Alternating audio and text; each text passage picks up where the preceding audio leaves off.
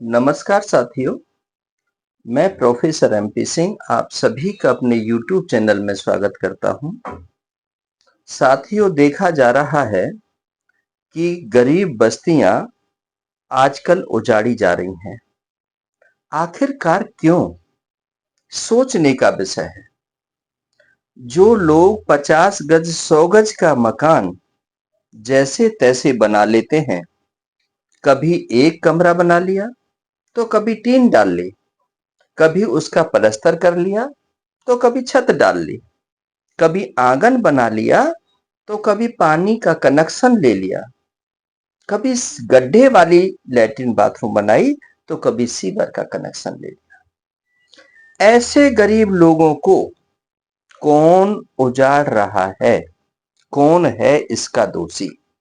नगर निगम या वो property dealer जो खेतों को ले लेते हैं, अपना ऑफिस खोल लेते हैं, उसकी बाउंड्री कर देते हैं और जो गरीब अनपढ़ लोग बेचारे असहाय उनको फंसा लेते हैं।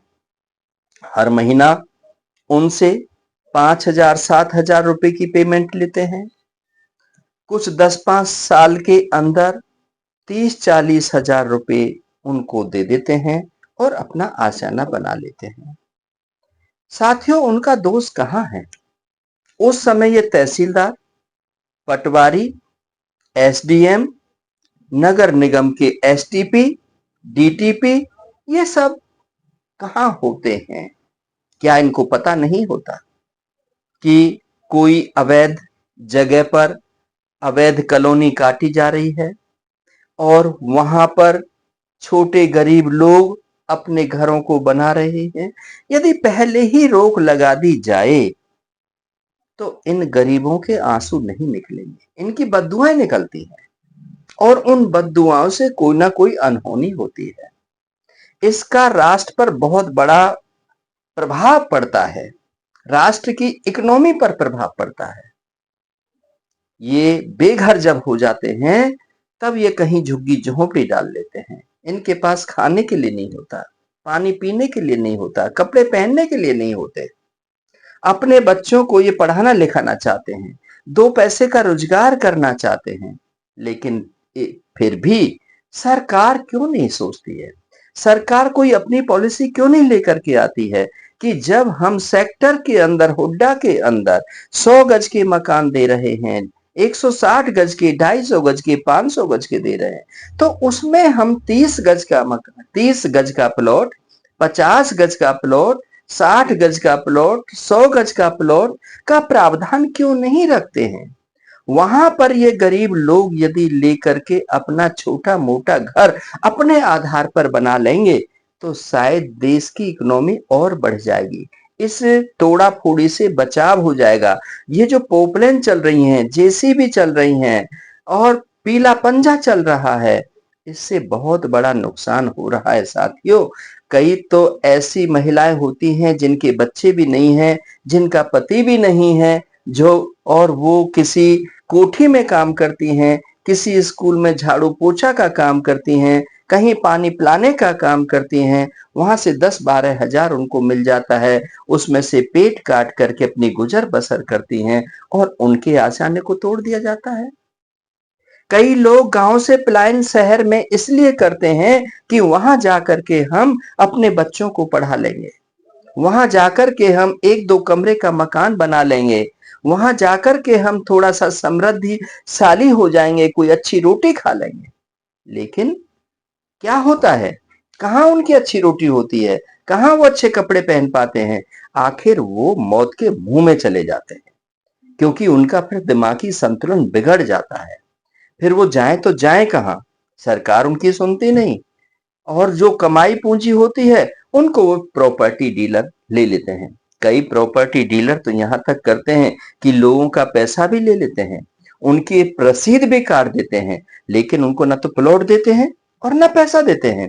यदि पैसा लेने के लिए आता है तो उनके फोन तक नहीं उठाते और उनका यहाँ कोई माई बाप होता नहीं है। पुलिस में किसी को जानते नहीं है, पुलिस में वो झगड़ा कर नहीं सकते हैं।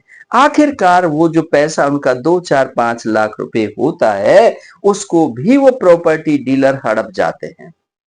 इसका कौन करेगा इलाज? कैसे होगा? ये गरीब मार है या गरीबों को आगे बढ़ाया जा रहा है, या देश से गरीबी को दूर किया जाता है, या गरीबी को लाया जा रहा है? ये एक क्वेश्चन मार्क है हम सभी के लिए। मैं साथियों एक दूरदर्शी हूं, चिंतनशील व्यक्ति हूं, समाजशास्त्री हूं, इसलिए मैं आपके लिए इस प्रकार की वीडियो बना करके आपके बीच में लाता हूं, ताकि लोग जागरूक हो सकें और गलत शिकंजों में नहीं आए। चाहे कोई बड़ा आदमी है, चाहे कोई छोटा आदमी है, जिसकी जितनी इनकम होती है उसके उतने ही खर्चे होते हैं।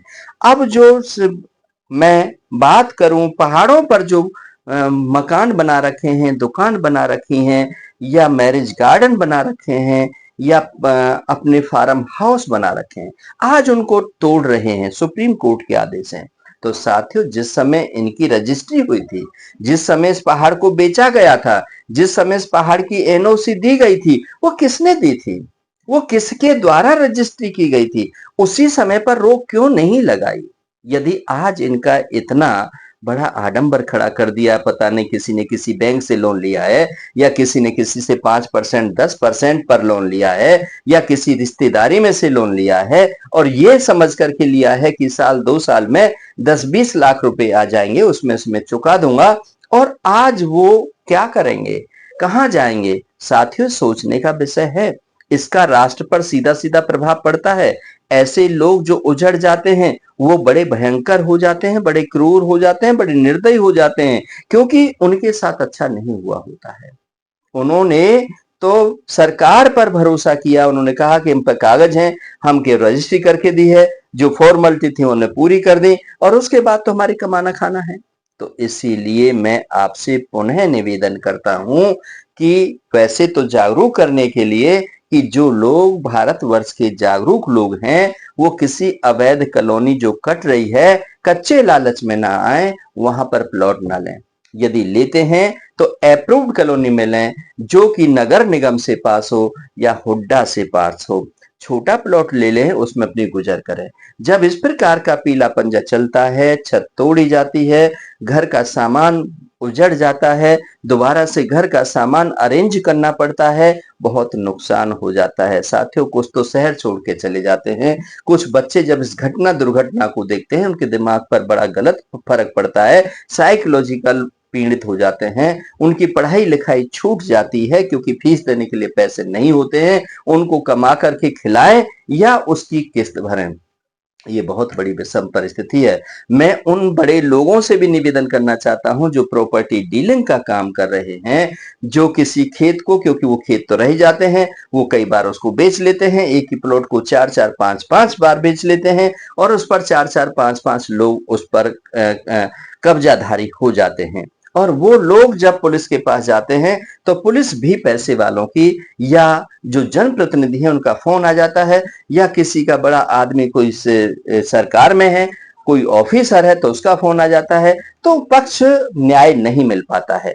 न्याय जिस दिन मिलना शुरू हो जाएगा, पानी का पानी और दूध का दूध हो जाएगा, तो ये प्रॉपर्टी डीलर एक प्लॉट को 10 जगह नहीं बेचेंगे, या इनके पास खेत तो वही रह जाता है, उसमें फसल तो फिर भी पैदा कर सकते हैं, लेकिन मार किसकी हुई? मार तो गरीब आदमी की हुई। गरीब आदमी जो ये सोच करके चला था, चाहे बिहार का था, चाहे बंगाल का था, चाहे उड़ीसा का था, चाहे यूपी का था, चाहे कहीं और का था, यहाँ आकर के कोई 10-20 हजार की नौकरी कर रहा था, किसी फैक्ट्री में नौकरी कर रहा था, या कोई छोटा मोटा रिक्शा चला करके, ऑटो चला करके अपनी आजीविका कमा रहा था, या कहीं गार्ड की नौकरी कर रहा था, या कहीं पर और कोई छोटी मोटी नौकरी करके अपना कहीं लॉटरी डाल करके 2 पैसे इकट्ठे कर रहा था, और उसे इकट्ठे करने के बाद में वो एक 10 गज 50 गज 100 गज का मकान बना रहा था, और उसमें रह करके वो बड़े आनंद की जिंदगी महसूस कर रहा था।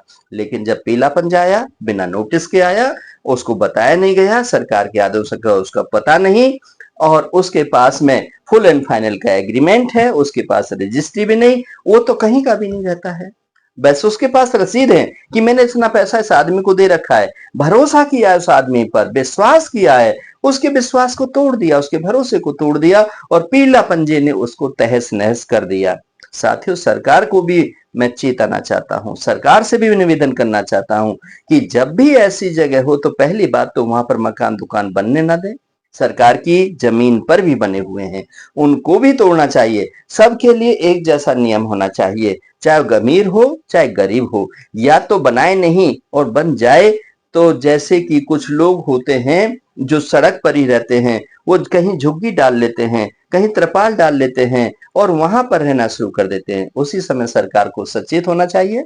सरकार की इंटेलिजेंस ब्यूरो इतनी सचेत होनी चाहिए कि कहां पर कौन क्या कर रहा है, ताकि वो कब्जा ना कर सके। वैसे तो प्रोटेक्शन सरकार को देनी चाहिए, सरकार को उजाड़ना नहीं चाहिए। गरीबों को, ये सभी को हमारा जन्म सिद्ध अधिकार है, रोटी कपड़ा और मकान। यदि रोटी कपड़ा मकान नहीं मिलेगा तो आदमी सरवाइव नहीं कर पाएगा, क्योंकि रोजगार तो है नहीं। रोजगार नहीं है इसीलिए वो परेशान है, इसीलिए वो ऐसी जगह पर जाकर के अपना 50 गज का मकान बना रहे हैं। यदि उनके पास पैसा होता तो वो भी सेक्टर में 50-100 गज का मकान ले लेते और बना लेते और रह लेते, तो आज इस परेशानी से नहीं गुजरते। साथियों, चिंता का विषय है। इस मेरी चिंता के विषय में अपना साथ और सहयोग दें। इस वीडियो को ज्यादा से ज्यादा शेयर करें, सरकार तक पहुंचाएं। सरकार से करबद्ध निवेदन, अपील कि पहले इन चीजों से, क्योंकि इन चीजों का प्रभाव देश की इकोनॉमी पर बहुत पड़ता है।